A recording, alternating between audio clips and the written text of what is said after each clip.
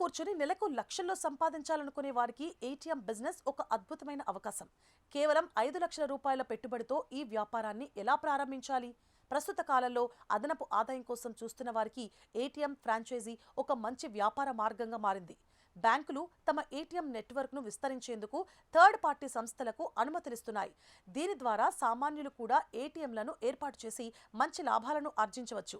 ఈ వ్యాపారాన్ని ప్రారంభించడానికి సుమారు 5 లక్షల రూపాయల పెట్టుబడి అవసరమవుతుంది. ఇందులో సెక్యూరిటీ డిపాజిట్, వర్కింగ్ క్యాపిటల్ కలిసి ఉంటాయి.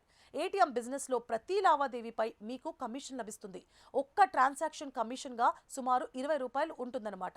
ఒకవేళ మీ ఏటీఎంలో రోజుకు 300 ట్రాన్సాక్షన్స్ జరిగితే రోజుకు 6,000 రూపాయల వరకు లాభం వస్తుంది. ఈ లెక్కన నెలకు 1,80,000 వరకు ఆదాయం వచ్చే అవకాశం ఉంది. మెయింటెనెన్స్ ఖర్చులు అంటే విద్యుత్ బిల్లు, అద్దె, ఇతర మెయింటెనెన్స్ కోసం నెలకు సుమారు 30,000 పోయినా మీకు నెలకు 1,50,000 నికర లాభం మిగులుతుందన్నమాట. అంటే ఏడాదికి సుమారు 18 లక్షల వరకు సంపాదించవచ్చు. ఏటీఎం ఏర్పాటు చేయడానికి కనీసం 60 నుంచి 100 చదరపు అడుగుల స్థలం ఉండాలి. అది జనం రద్దీ ఉండే ప్రదేశం అయితే లావాదేవీలు ఎక్కువగా జరిగి లాభాలు పెరిగే అవకాశం కూడా ఉంటుంది. టాటా ఇండికాష్, ముత్తూట్ ఏటీఎం, అలాగే ఇండియా వన్ లాంటి సంస్థలు ఇలాంటి ఫ్రాంచైజీలను అందిస్తున్నాయి. వ్యాపార రంగంలో స్థిరమైన ఆదాయం కోరుకునే వారికి ఏటీఎం బిజినెస్ ఒక బెస్ట్ ఆప్షన్. అయితే ఏ వ్యాపారంలో అయినా రిస్క్ ఫ్యాక్టర్స్ ఖచ్చితంగా ఉంటాయి. కాబట్టి వ్యాపారం ఏదైనా మొదలు పెట్టే ముందు లాభాలు పొందడానికి ఎంత గ్రౌండ్ వర్క్ చేస్తామో, ఎంత ఆచితూచి అడుగులు వేస్తామో, రిస్క్ ఫ్యాక్టర్స్ గురించి తెలుసుకోవడంలో కూడా అంతే ఎఫర్ట్స్ పెట్టాలి. అప్పుడే సరైన విధంగా వ్యాపారం చేయగలుగుతాం.